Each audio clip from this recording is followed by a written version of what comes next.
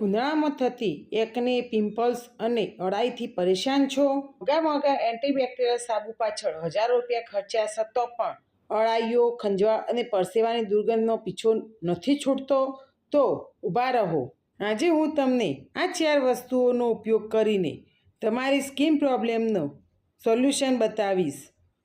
લીમડો, તુલસી, એલોવેરા અને ફુદીનો એ ચારેય વસ્તુઓ એન્ટીબેક્ટેરિયલ ગુણો ધરાવે છે.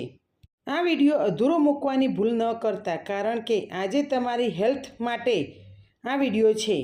આજે આપણે એન્ટીબેક્ટેરિયલ સોપ બનાવવાના છીએ. માર્કેટના સોપમાં હંમેશા કેમિકલ સિવાય કશું જ હોતું નથી. નીમ, તુલસી, ફુદીનો અને એલોવેરા ચારેયની એક પેસ્ટ બનાવો. આ પેસ્ટમાં 2 કેપ્સ્યુલ વિટામિન ઇની ઉમેરો.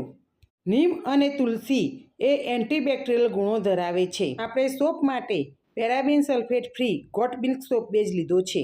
આ સોપ બેઝને નાના નાના ટુકડા કરીને ડબલ બોઇલરની પદ્ધતિ પીંગળાવવાનું છે.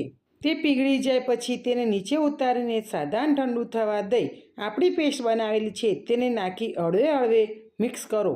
આ સોપમાં આપણે ફુદીનાનો યુઝ કર્યો છે. ફુદીનો આપણી સ્કિનની પરસેવાની દુર્ગંધને દૂર કરવામાં મદદ કરશે. તેમાં એલોવેરાનો ઉપયોગ કર્યો છે. એલોવેરા સ્કિનને કાચ જેવી ચમકદાર અને સોફ્ટ રાખશે. જો તમારે પરસેવાની વધારે પડતી બદબૂ આવતી હોય તો તમે આ સ્ટેજ પર 2 ટીમ્પા ટી ટ્રી ઓઇલના ઉમેરી શકો છો. બરાબર મિક્સ થઈ ગયા પછી હવે આને મોલ્ડમાં ઠારી લો. મોલ્ડમાં ઠાર્યા પછી 1 કલાક સુધી રાહ જોવાની છે. આ સોપમાં નીમ, તુલસી, એલોવેરા અને ફુદીનો જેવી સામગ્રીનો યુઝ કર્યો છે. તે સ્કિનને ઠંડક આપવાની સાથે સાથે તમારી સ્કિનની એકને, પિમ્પલ્સ અને અળાઈઓને જડમૂળથી દૂર કરશે. આ સોપ ઉનાળા માટે અમૃત સમાન છે. મિત્રો, રાહ શેની જુઓ છો? આજે જ આ સાબુ બનાવો. હા, કોમેન્ટમાં મને જણાવજો કે તમે આ આઈડિયા કેવો લાગ્યો.